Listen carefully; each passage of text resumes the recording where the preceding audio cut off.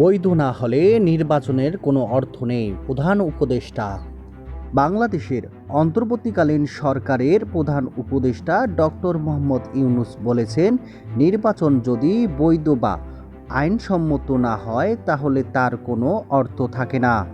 একটি গ্রহণযোগ্য, স্বচ্ছ এবং অংশগ্রহণমূলক নির্বাচন নিশ্চিত করাই তার প্রধান দায়িত্ব বলে জানিয়েছেন তিনি। সিঙ্গাপুর ভিত্তিক আন্তর্জাতিক সম্প্রচারণ মাধ্যম চ্যানেল নিউজ এশিয়ানকে দেওয়া সাক্ষাৎকারে এ মন্তব্য করেন ডক্টর ইউনূস।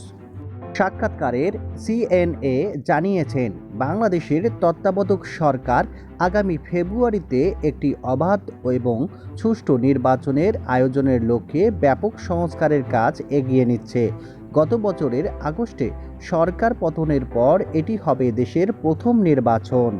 ডক্টর ইউনূস সাক্ষাৎকারে বলেন, নির্বাচন যদি বৈধ না হয় তাহলে সেই নির্বাচন করার কোনো মানে হয় না। আমার কাজ হলো একটি গ্রহণযোগ্য, পরিচ্ছন্ন, সবার কাছে গ্রহণযোগ্য নির্বাচন নিশ্চিত করা।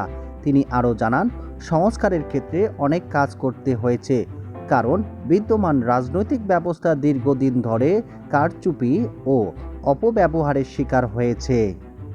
সাক্ষাৎকারের সাবেক প্রধানমন্ত্রী শেখ হাসিনার প্রসঙ্গে ডক্টর ইউনূস বলেন, তিনি রাস্তায় খুব কাছ থেকে মানুষ হত্যা করেছে, তাকে দানব বলেছি। আরও শক্তিশালী কোনো শব্দ থাকলে সেটাই ব্যবহার করতাম।